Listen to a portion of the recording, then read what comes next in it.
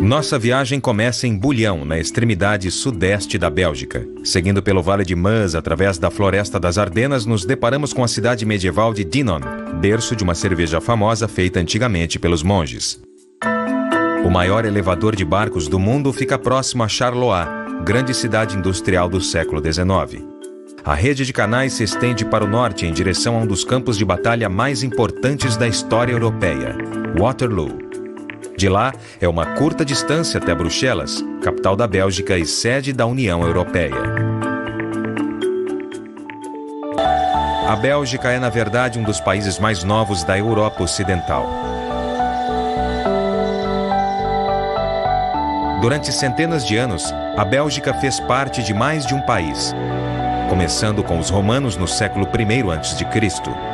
Eles deram ao país o nome Bélgica, mesmo nome das tribos celtas que habitavam a região. Desde então, serve de interseção e campo de batalha para as potências europeias. Mas os séculos de turbulência causaram uma divisão entre os 3 idiomas do país. O holandês, idioma oficial ao norte, o alemão, a leste, e o francês, aqui ao sul, onde começa a nossa viagem. O rio Semois serpenteia a Floresta das Ardenas, famosa pelas serras e colinas íngremes e arborizadas. Com apenas a casa de fazenda ou local de acampamento, a região é pouco povoada até chegarmos à pequena cidade medieval de Bouillon, localizada em uma curva do rio.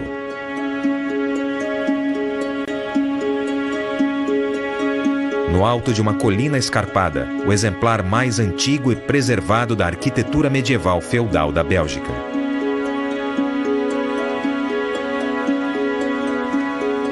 O castelo foi originalmente construído por iniciativa de Godofredo de Bouillon no século XI, sobre as ruínas de uma fortaleza ainda mais antiga. Depois de Godofredo de Bouillon, pertenceu a uma sucessão de outros 4 duques influentes, todos com o mesmo nome, Godofredo de Bouillon. O castelo ficou famoso quando o 5º e último Godofredo vendeu a fortaleza para angariar fundos à primeira cruzada até o Oriente Médio. Depois de cercar a Cidade Santa em 1099, Godofredo foi coroado primeiro rei de Jerusalém. Atualmente, o castelo é uma atração turística com suas muralhas, torres e masmorras.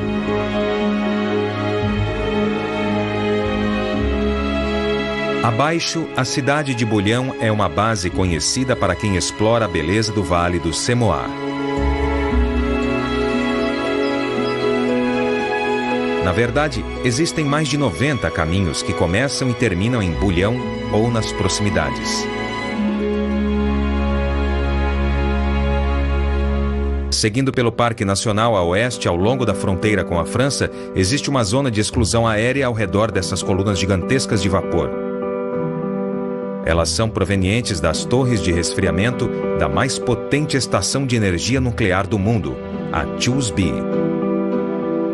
Além do fornecimento de eletricidade para a França e países vizinhos, um laboratório subterrâneo estuda as misteriosas partículas subatômicas lançadas pelos reatores. Esses neutrinos, como são chamados, podem dar aos cientistas uma melhor compreensão sobre a origem do universo. O rio Semois encontra o rio Meuse, um dos principais rios da Europa. Existem povoados nas margens rochosas. Penhascos imponentes se destacam no rio Meuse, como as rochas de Freat, conhecidas como a área para escalada mais importante da Bélgica.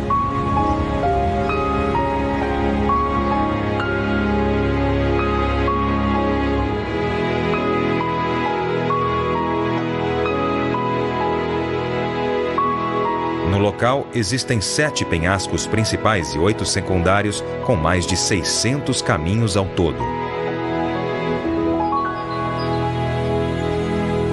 Na margem oposta, existe outra parte importante da herança sulista da Bélgica, o Castelo de Freat.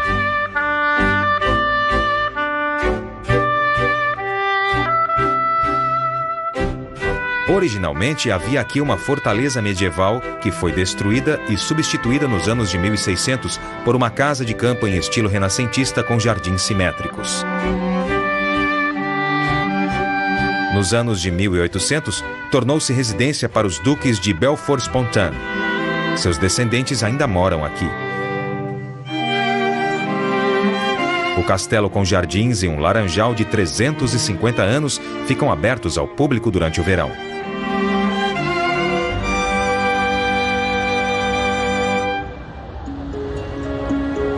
Mais adiante, no Vale do Meuse, a cidade de Dinant é um cenário de cartão postal que esconde o passado turbulento.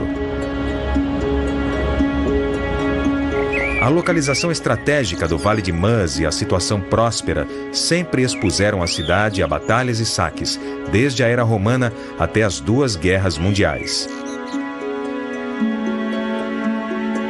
Um sinal visível desse passado turbulento é a cidadela, construída como uma proteção contra invasores. A fortificação existe aqui desde o século XI e a que vemos hoje foi reconstruída pelos holandeses em 1821, após ter sido destruída pelos franceses mais de 100 anos antes.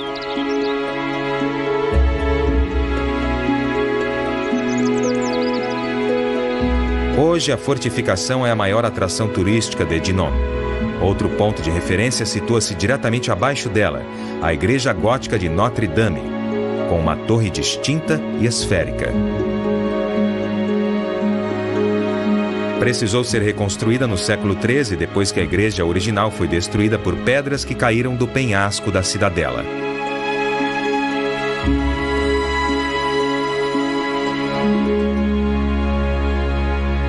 A Bélgica é conhecida pelas cervejas de abadias. Um pouco mais adiante, ao longo do rio, existe uma edificação muito representativa. Em um de seus rótulos mais famosos, as palavras Leth Abbey, ou Abadia de Leth. Assim como em muitos mosteiros da Bélgica, a cerveja era fermentada aqui no século XIII como uma forma de esterilizar a água.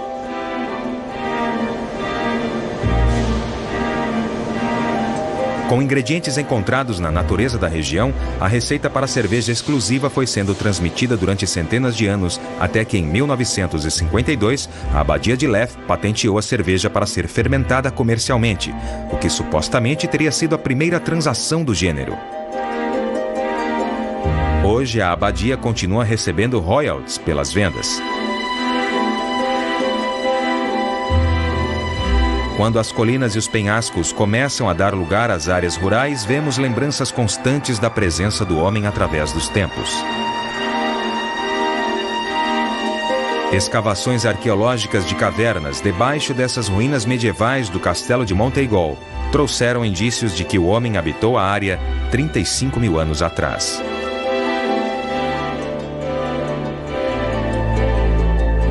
Mas foi somente nos anos de 1800 que esta região começou a atrair pessoas de uma maneira jamais vista até então no continente europeu. Esta é Charleroi, a maior cidade industrial da Bélgica no passado. Concentrava a maior produção de vidro e aço até a década de 1950, quando começou a entrar em declínio. Com uma população atual de cerca de 200 mil habitantes, é a segunda maior na região sul de língua francesa. Também é uma das cidades mais pobres da Bélgica, com um índice de desemprego muito superior à média do país. Este é o Canal do Centro, com 21 quilômetros e que faz a ligação entre dois rios, o Meuse e o Scheldt.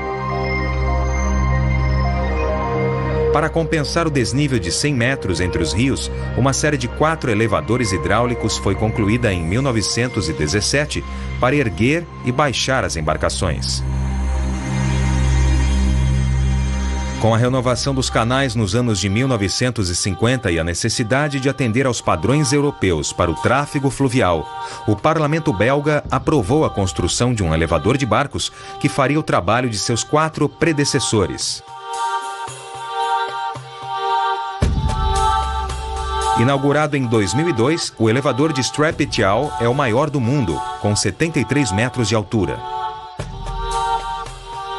Entretanto, não é o mais rápido, pois leva 7 minutos inteiros para erguer e baixar as embarcações.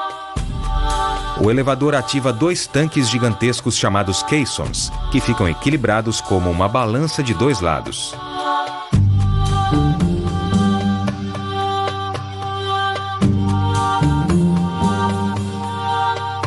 Nos primeiros 5 anos de funcionamento, o tráfego no canal aumentou em quase 10 vezes. Também é muito procurado por turistas que vêm admirar essa obra-prima da engenharia. Outra mega estrutura nesse canal, concluída no mesmo ano, é a ponte hidroviária. Com quase 500 metros de extensão, os 28 pilares de concreto sustentam incríveis 80 mil toneladas de água. Embora atualmente embarcações de lazer seja a maioria a navegar por esses canais, foi uma supervia industrial 200 anos atrás que ligava Charleroi a Bruxelas. Mas a construção de um canal tão importante teve muitos imprevistos. O mais conhecido ocorreu em 1794, quando forças revolucionárias francesas lideradas por Napoleão Bonaparte se preparavam para conquistar a Europa.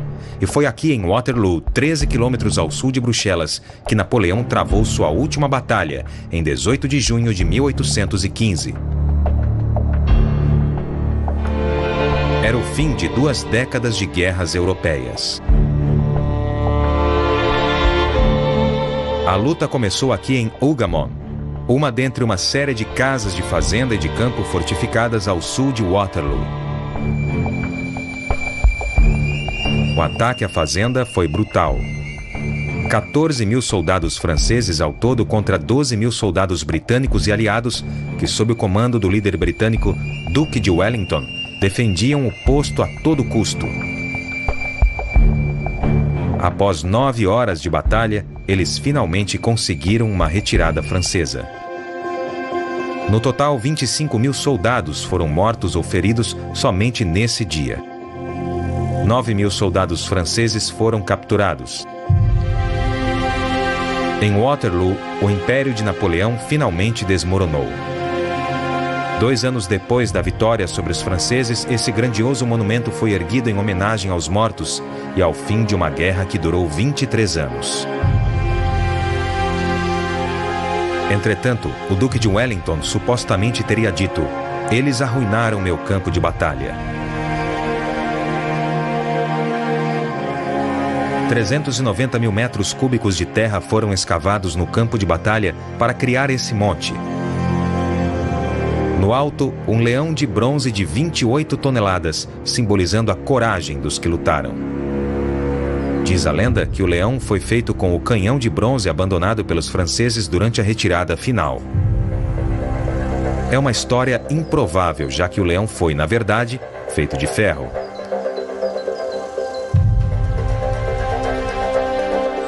Hoje, é uma famosa atração turística com 226 degraus que levam a um mirante com 43 metros de altura, de onde se pode apreciar a vista de um dos campos de batalha mais importantes da história europeia.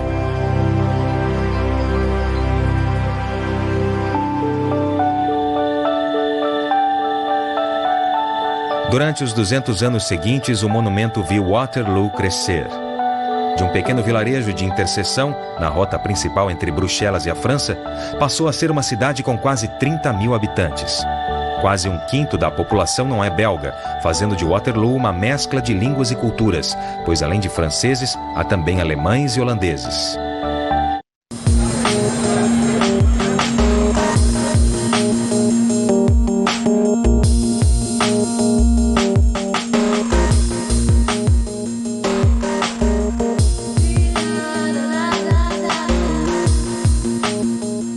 Desde suas origens como cidade murada no século X, cresceu rapidamente como um centro cosmopolita em uma importante rota comercial.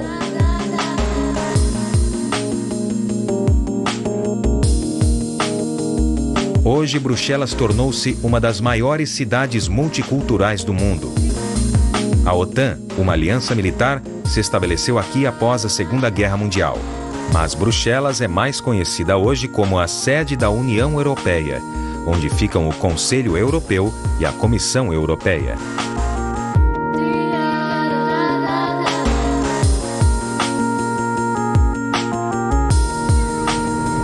Conhecido regionalmente como Bairro Europeu, neste complexo fica o prédio do Parlamento, que emprega mais de 10 mil funcionários públicos. Muitas grandes empresas internacionais se mudaram para Bruxelas, atraídas pela União Europeia. No centro desse antigo quarteirão fica uma das praças góticas barrocas mais preservadas da Europa, a Grand Place. Onde antigamente havia um movimentado mercado central que vendia carnes, pães e tecidos, a praça atrai hoje moradores e turistas. Em 1998, o local foi declarado Patrimônio Mundial pela Unesco.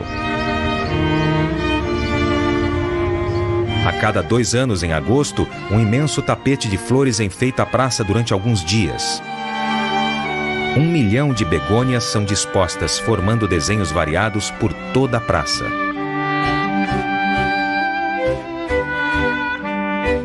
A magnífica Câmara Municipal do século XV é destaque, com uma torre de quase 100 metros. No alto, a estátua de São Miguel matando um demônio. Esse mesmo arcanjo é um dos santos padroeiros da Catedral de São Miguel e da Santa Gúdula, pertencente à Igreja Católica. Restaurada no estilo gótico do século XIII, a fachada elaborada levou 200 anos para ser concluída.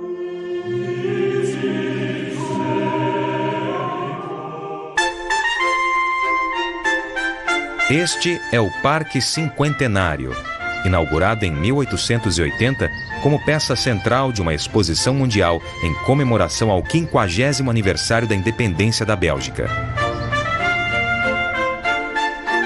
O objetivo era apresentar ao mundo o conceito de uma nova nação próspera, digna de um lugar ao lado das grandes potências europeias.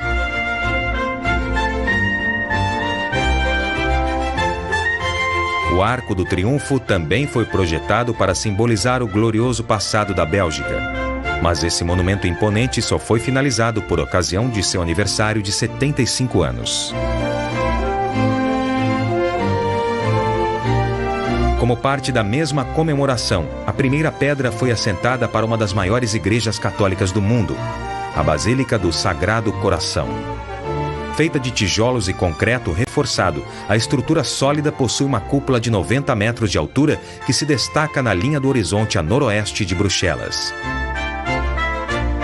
Foi construída por ordem do rei Leopoldo II, que ficou tão impressionado com o Sacré-Cœur de Paris que resolveu ter um idêntico aqui em Bruxelas. Com o alto custo e os atrasos, a obra só foi concluída em 1969, após várias modificações consideráveis ao projeto original. O resultado foi uma combinação única do estilo gótico com o Art Deco.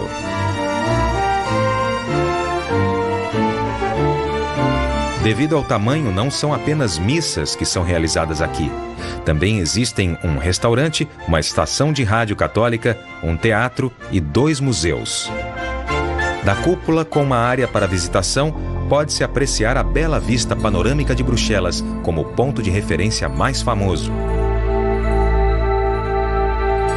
Paris tem a Torre Eiffel, Nova York, a Estátua da Liberdade, e Bruxelas tem o Atomium.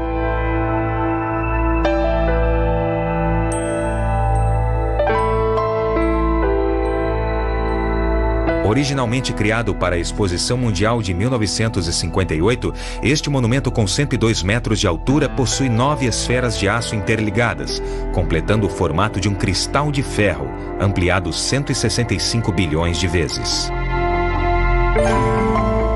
No interior dos tubos, existem escadas rolantes, interligando as esferas de 18 metros de diâmetro, grandes o bastante para salas de exposição e outros espaços públicos. Da esfera mais alta, uma vista espetacular de Bruxelas. O monumento foi criado inicialmente para permanecer aqui durante apenas 6 meses, mas logo se tornou um símbolo não só da exposição mundial, mas também da arquitetura moderna da cidade de Bruxelas e da Bélgica. Atomion é um dos pontos turísticos mais visitados de Bruxelas atualmente e um lugar perfeito para encerrarmos essa viagem.